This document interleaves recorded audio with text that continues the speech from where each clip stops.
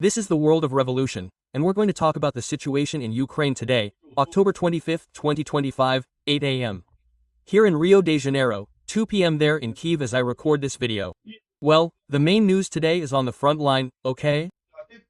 There was a Russian attack on Kyiv yesterday with many ballistic missiles, a lot of damage here in Kyiv. Kyiv was without power and heating for several hours. It's already recovering, but it was a really massive attack yesterday with ballistic missiles against civilian targets, okay? But the central point today is a series of Russian infiltration here in Pokrovsk, Myrnograd, and also here in LYMAN and KUPIANSK. The Russians are carrying out several operations here, but the Ukrainians are also advancing, especially here in Kupiansk, right? You can see here that the Russians have stopped advancing. Why? Because the Ukrainians carried out a major attack here, look, in Golubivka. Golubivitsa. This little town here, the Ukrainians got close to the city here, trying to suffocate this and this supply vector for Russian troops here in this region, right? It's still a long way off to say whether it will be successful or not. Hey, some people are criticizing, saying the Ukrainians are using Russian tactics and such, but actually, it seems to me like the Ukrainian tactics used back in the bunny years, right? Anyway, the front line is quite lively at the moment, although there hasn't been any significant change, okay? What's happening is precisely a major infiltration attempt by the Russians, and the Ukrainians are responding to this story, right? From a diplomatic standpoint, the Russians sent an envoy to New York to try to talk to Trump there in Washington, because we don't have to talk, we can't. Really, those sanctions that Trump imposed there in Russia hurt, you know? They hurt. People are desperate to reach a deal there. Let's see what can happen. They're saying a peace agreement could actually happen very soon between Russia and Ukraine, right? But there's also other very interesting information. Well, Belarus is breaking away from Russia. It seems they shut down VK. VK is Russia's Facebook, right, which is widely used throughout the region. And Belarus is now banning VK on bus to avoid Russian propaganda. What are you seeing, right? Bus is always a friend of Putin, right? What are they seeing? Maybe they're realizing Russia is collapsing and are trying to distance themselves from the people there, right? Another curious situation concerns Hungary, right? Hungary, you know, Orban is a longtime ally of Putin, right? He's a loyal ally of Putin and was very strong in power, but now it looks like he's going to lose the next elections. There was a huge demonstration there in Hungary, with thousands of people supporting the opposition party to Orban, and it looks like things are going to change. And the opposition party is precisely preaching distancing itself from Russia, supporting Europe, and supporting Ukraine, right? Economically, it doesn't change much. In fact, the guy who's in this new party was from Orban's party, so he's a dissident from Orban's party. But, even though the economic model is the same, he supports Ukraine and distancing himself from Russia, which is an extremely positive thing in this context, right? And let's also talk a little about the order for gripping from Sweden, which once again Brazil could miss the opportunity to help, right? Because Gripen is thinking about using the Brazilian factory for that order. But then the Brazilian government has to authorize it, right? Then you know, right? Lula loves Putin passionately, right? Well, let's talk about these and other topics in detail. This news was suggested by Vu Putara Viola no Saco, Chega de Escratismo, and several other people. Thanks to the people who suggested news on our website, wrevolving.com. And thanks to you who are watching our video. If you like our content, please like it and subscribe to the channel, okay? Well, from yesterday to today, Russia launched an attack against KIV, mainly, okay? The attack from yesterday to today was only on KIV, here in the city of KIV. And there were 9 Skander missiles, 9 ballistic missiles, a large number, and 62 attack drones. Well, of the 9 drones, 4 were shot down by air defense, but that's not enough, right? In other words, 5 ballistic missiles hit KIV, mainly civilian things, okay? Civilian facilities. Here, look, you see a lot of confusion on the ground, things on fire, but like, nothing significant, nothing military significant. Here, look, the people here are holding the farmers' market in Kyiv, and the thing is on fire back there. Well, that's life there in Kyiv, right? But this attack here is very sad. People are showing once again the attack in the region here. Maria the Diva said here that she was at the farmers' market there in Kyiv, And back there's something on fire there where it hit some facility there, some Ukrainian infrastructure there in the region, right? The farmer's market, right? The farmer's market is the farmer's market in Kyiv. Everything is still operating there, right? Well, there was also an attack in the Dnipro region, where 2 people were killed and 7 injured, but that was with cab bombs, right?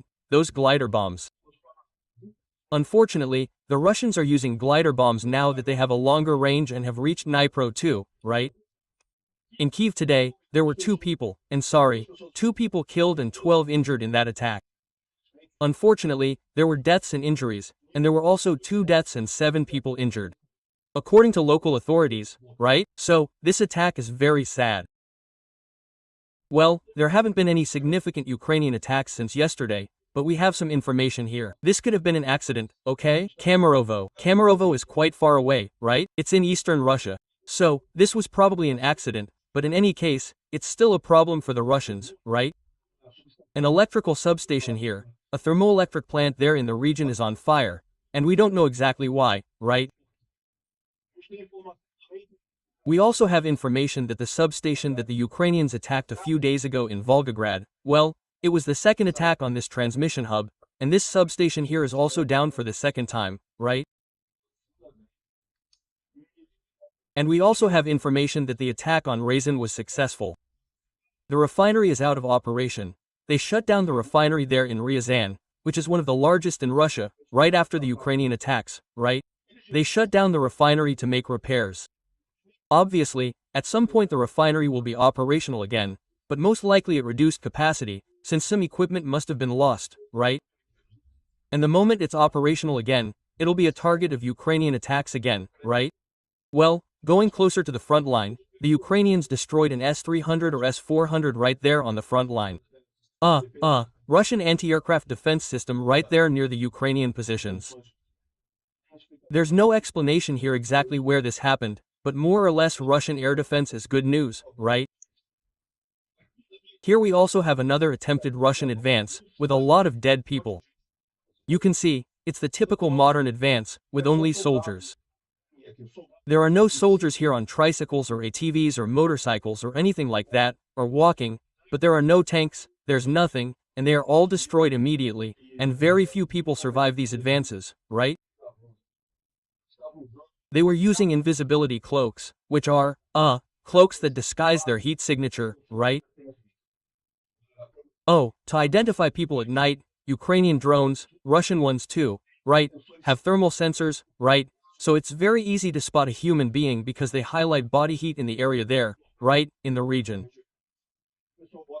And then they put on this cloak that basically traps the heat, prevents heat from radiating, and then they're supposedly invisible, but not so invisible.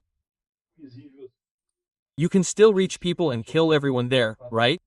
Well, in the Kupiansk region, we've been talking about this, the situation is quite complicated here. The Russians have been trying to infiltrate here. Although this looks like an attack, a very serious Russian attack, right? It seems like the Ukrainians are lost here. They've already given up on the city and so on. But the truth is, there aren't that many Russians here, right? Why is that? Because you have a very narrow path here, for the Russians to supply these troops, right? And now the Ukrainians have launched this attack here. This yellow area here, look, has been retaken by the Ukrainians here. So in Golubivitsa, they haven't reached the city of Golubivitsa yet, but the expectation is that they'll be able to crush this center here, crush this logistics crossing point for the Russian troops here, right? And if they manage to do that, we'll have another situation like the one in the bunny years, right? In other words, you'll have a situation where people will be left here without supplies, without the ability to get food and ammunition. Anyway, that's a possibility, maybe it will work, right? And it's still being said that Denis DeVito is talking about this here. According to him, the attack wasn't very successful and Ukrainians died.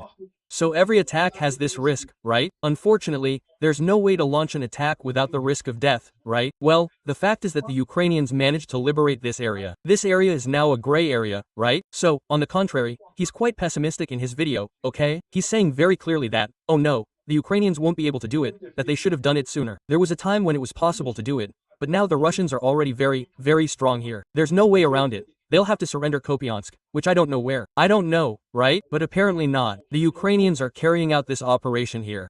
And according to David D here, it seems that now they're saying the attack wasn't as bad as thought, okay? In other words, the Ukrainians are managing to advance quite a bit in that region. They're managing to hold their position there, and perhaps they'll actually be able to impede Russian logistics there.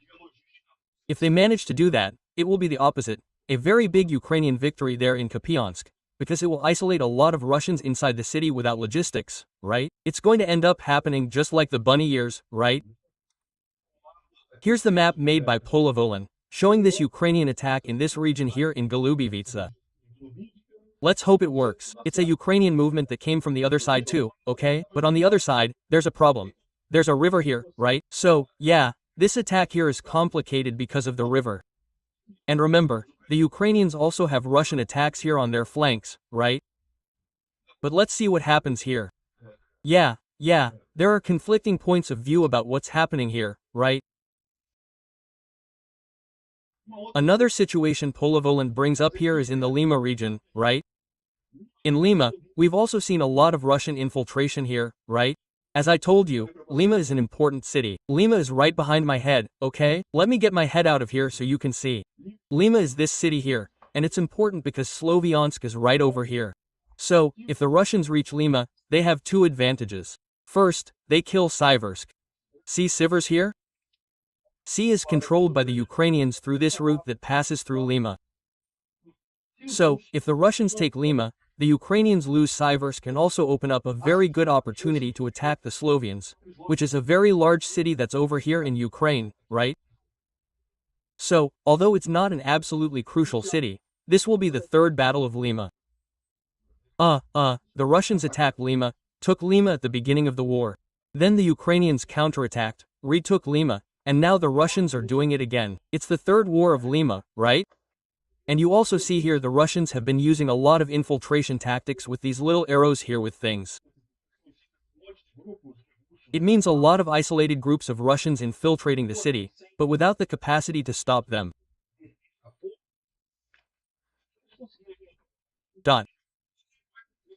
They might be able to launch a mechanized attack and hold these positions. But while there's only this infiltration here, it's very fragile, right? So what's happening? They're trying to advance here. The Ukrainians have already retaken part of Ampel, also thanks to the infiltration that was happening. And now there's been a major attack, where they say they've retaken Torsk. See Torsk here? According to the Ukrainians, they've retaken the city. So, this is under Ukrainian control. If that's the case, again, you'll create a problem for the Russians, because this entire region depends on Torsk to cross this river. There aren't many alternatives to crossing the Zarabides River here, right? So, let's look at this too. We may be facing a defense-in-depth situation, eliminating many Russians and running out of logistics here in this region, right? Here, look, the Ukrainian assault groups of the 425th Assault Regiment cleared the village of Torsk in the Lima region, right? Up to 100 Russian troops were eliminated. The Ukrainians, the Russians, had little ammunition, were hiding in places with little food or water. In other words, they already have logistical problems, right? That's why these Ukrainian attacks have a good chance of working, because there's not much. Torsk is exactly this little town here, look. Torsk here, look, which is at the base. This is where the intersection is. Maybe it's better to look at this map here, look. Lima is here, and here, look, is Zareshna-Torsky, which on this map already shows Torsky is controlled by the Ukrainians, which is a problem for the Russians. This is where the main bridge in this region is. See, here's the bridge between Torsk and Zareshna. And there are still many Russian troops here, but as you can see, the troops are low on food, ammunition, and capacity, and the situation isn't looking good for the Russians. Their logistics are failing very, very badly around here, right? But even though there's this attack here in Torsk, there's still infiltration in the region here. People are talking here and here, look, the third battle of Lima started a month later than I thought it would happen. So Intel Schizo thought this battle was going to happen a long time ago, right? Russian forces are trying to take over Lima's train lines. Lima is an important rail hub, right, for logistics.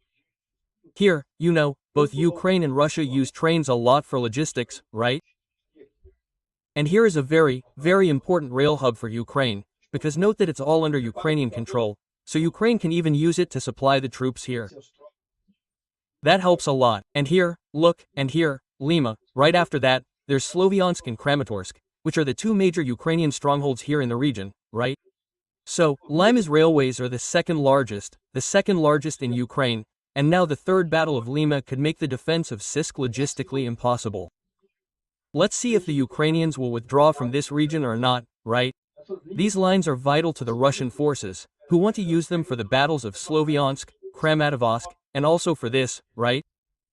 We'll see what happens here, but I don't know if the Russians are doing that well, no. As you saw, the Ukrainians are also attacking the Russians' rearguard here, right? Vitor is also saying here that the Russians went. There are already some Russians in Lima, right? They found a ring in Lima, a Russian in Lima. This is classic infiltration. The same thing that's happening in Kupiansk, the same thing that's happening in Pokrovsk, right? The Russians can't advance, so they send small groups of Russians to see if they can cause panic in the city and thus take it. Most of them will die, they won't have a chance, right? But the Russians expect to send so many that they end up actually taking the city, right? But I don't know if they'll succeed, no. Let's see what comes of this, right? Here in Mirnograd, a Russian tried to infiltrate, found a Ukrainian, and the Ukrainian eliminated him, right? Well, speaking of the Polish maps, we already talked about Lima here, right? There's nothing new here. Here and in the Konstantinovica region, the Russians are infiltrating again, also trying to infiltrate Konstantinovica. And here in the Veliki Novosilka region, the Russians are also trying to make some advances here in Veliki Novosilka, right? In the Pokrovsk region, the same chaos continues as yesterday, with infiltration attempts and the Ukrainians responding as well, right? Well, something curious that David is also pointing out here is that there are many female troops in the battalions and there on the Russian front line. A lot of women are dying there on the Russian front line, right?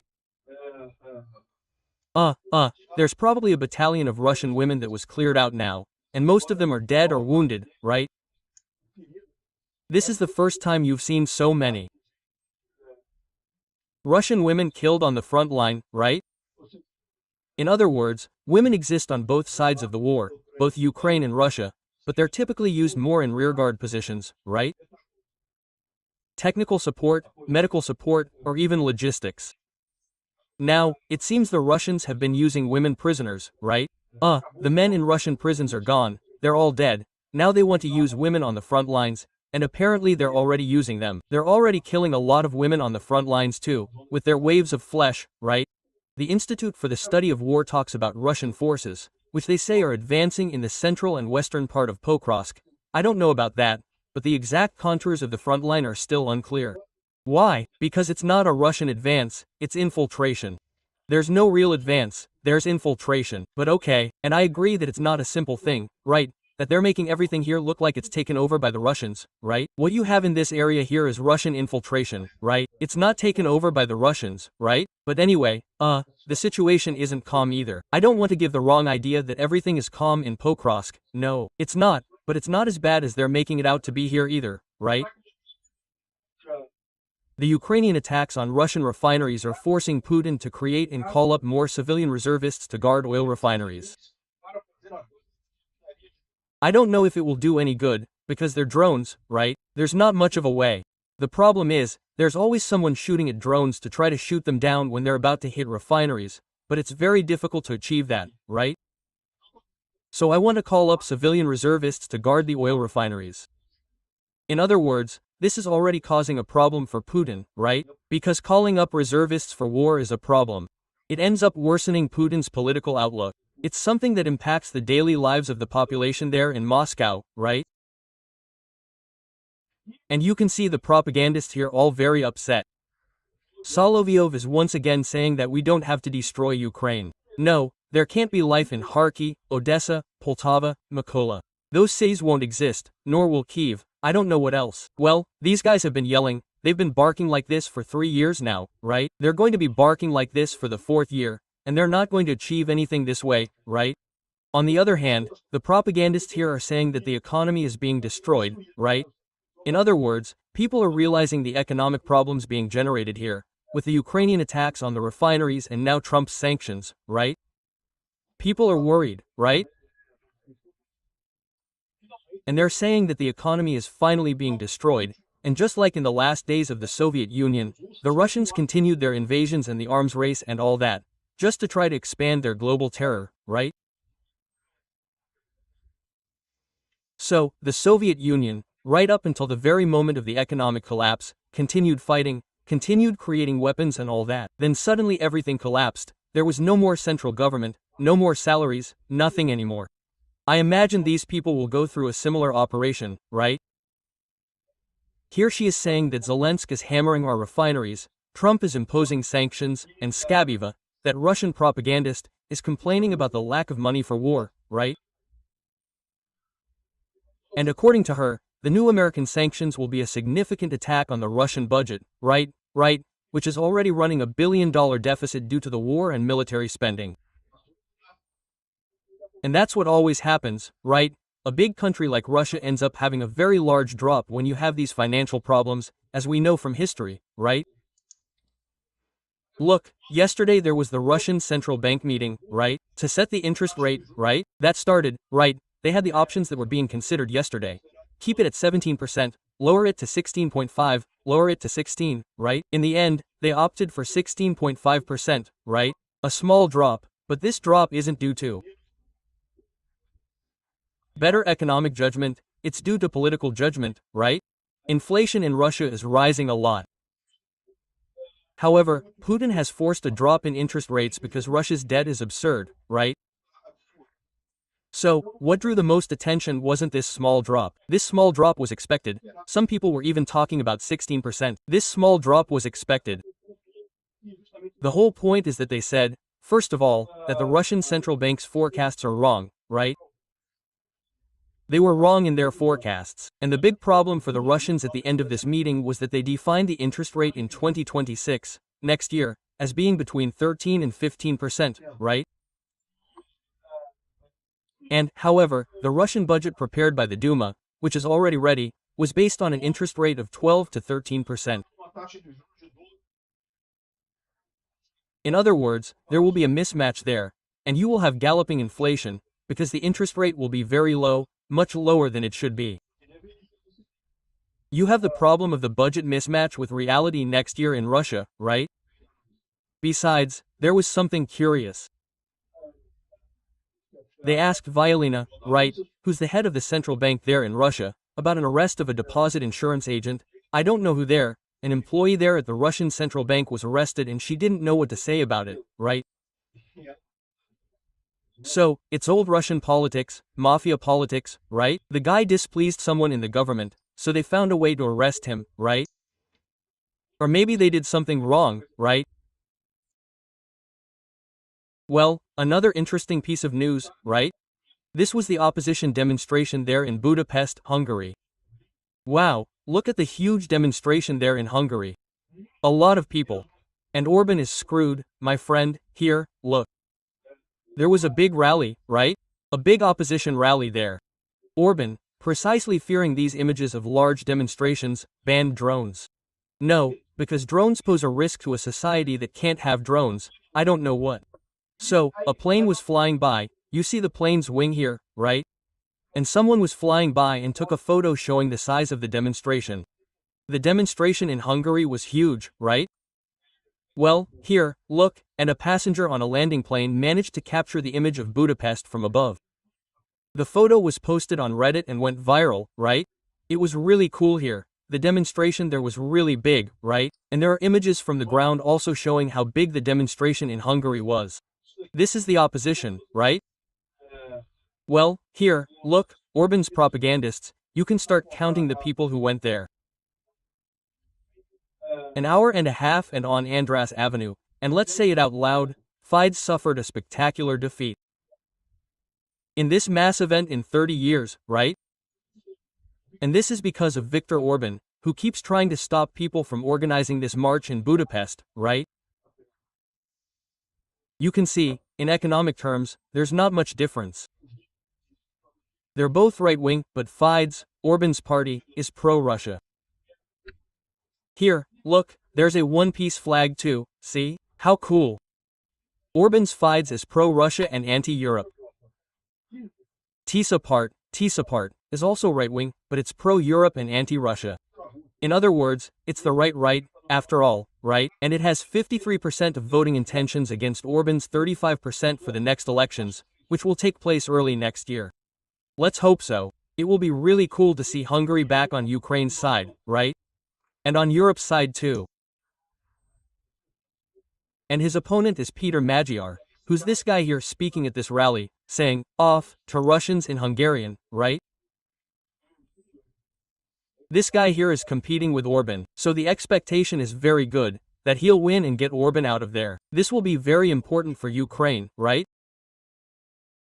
Speaking of countries that support Putin and can now distance themselves, look at this curious thing, right? It seems like the KGB ended in Russia, right? It ended in Ukraine too, but in Belarus, you still see the KGB, okay? When the Soviet Union was dismantled, the various KGB centers continued to operate in various places. In Russia, it was reformed, became the SVR, the FSB, I don't know what there. In Ukraine it became the GUR, I don't know what there. It became a bunch of things, right? But in Belarus, the same Soviet KGB structure remained, a large security agency that does everything together. And then, look, the KGB blocked access to VK. The social network is controlled by the FSB, by Russia, right?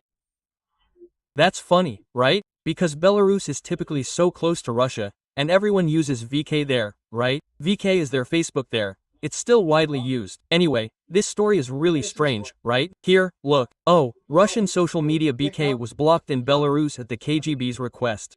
What's going on? Will there be a fight between Putin and Lukashenko? Is something going on there? Or is Lukashenko seeing that Russia is collapsing because of the sanctions, right? And Trump has been making moves to help the Russian Federation, right? To distance the Russian Federation from Russia. This could be a deadly stab in the back for Putin, right? Because Putin has always counted on Lukashenko as a loyal ally there, right? Let's see what happens, right? Well, it could be because they're preparing Belarus to be the good guy in the next Russian collapse. People seem to be already preparing for the Russian collapse. Another curious thing, right? This is a group of Libyan special forces that are training in Belarus right now, right? Look, the Belarus army, they didn't participate in the war against Ukraine, right? But they let the Russians carry out the attack there in the north, and it's against Ukraine, right? But anyway, they didn't get involved in this because they know that if they did, they risked the coup at home, right? Well, this could be a show of force by Lukashenko, right? He's saying, look, not that they won't try a coup here in Belarus, no, that I have Libyan soldiers to defend me here, right? These seem like very worrying movements in the region, right? China, however, seems to be continuing to help Russia, right? Oh, Zelensky said that and showed satellite images showing a Russian tanker, the Pearl, transferring natural gas to another tanker, transferring natural gas there, in fact, to another ship near Malaysia, the ship linked to China in Malaysia. So this is a breach of the sanctions against LCIL and Rosneft that were just imposed by Trump, right? This could justify sanctions on this CCH gas company and that of a Chinese company, right? Will something happen? Let's see what happens, right? Well, Zelensky is in England. He visited King Charles there in the castle there in London, right? He did the most diplomatic thing, right? And now he's also talking to Keir Starmer about the production of drones that will be sent to the Ukrainian armed forces. So, these are interceptors that are being produced in England.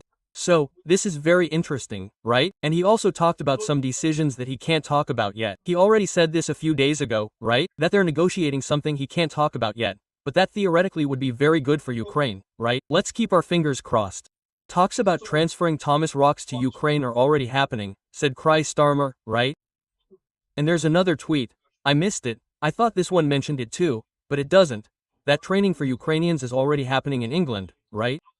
Training for Ukrainians to use Toma rocks, right?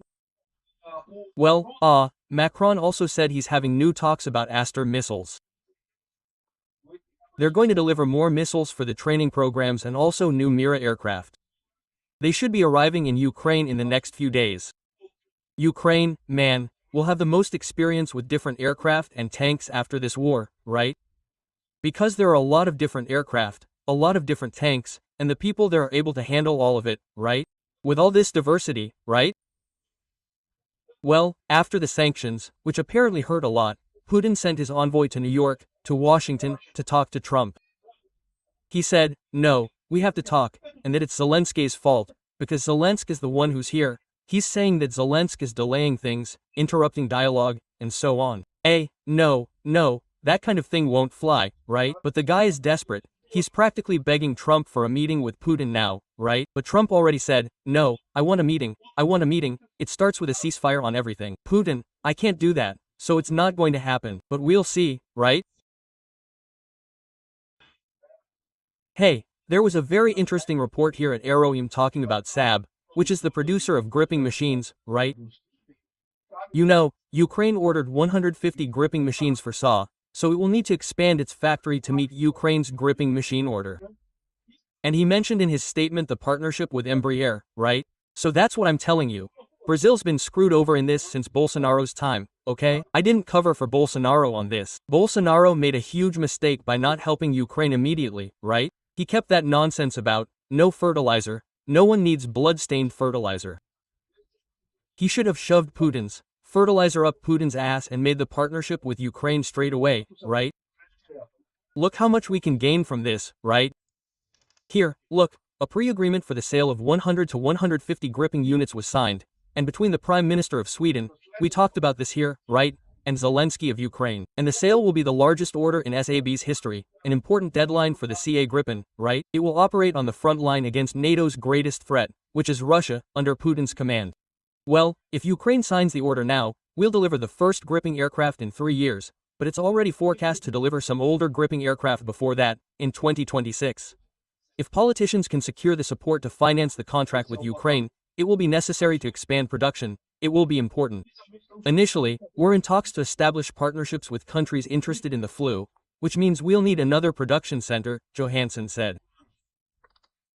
The center, which SAW sites, which will increase production capacity in Linköping, which is the city where SOBRE is located, right? It could take between 1 and 10 years to complete, but it also wants to increase factory capacity in partnership with Embraer in Brazil, specifically mentioning the Gavião Peixoto unit. For now, it only manufactures the units ordered by the Brazilian Air Force and, in the future, by Colombia. So, yeah, Brazil can profit from this business too, with more gripping production here in Brazil. On the other hand, Brazil has adopted this tone of, quote-unquote, neutrality, refusing to sell anything to Ukraine, but kissing Putin's ass every chance it gets. Putin, Lula, doesn't miss an opportunity to suck Putin's dick in this war, right? So, yeah, Brazil has adopted this tone of shitty neutrality and, yeah, no, it didn't sell the Guarani armored vehicles, which it could have sold and, well, there would have been a huge order here in Brazil, it would have activated Brazilian production, there would have been a revival of the Brazilian arms industry, but no, we have to kiss Putin's ass instead, right? So let's see if Brazil will miss this opportunity again. If Lula makes the decision, I'm sure Brazil will lose this opportunity, because Lula would rather have a little gesture from Putin than anything else. He can completely screw Brazil over, as long as Putin is on his side. Now, hey, maybe the military can convince Lula otherwise. I hope they're working on that.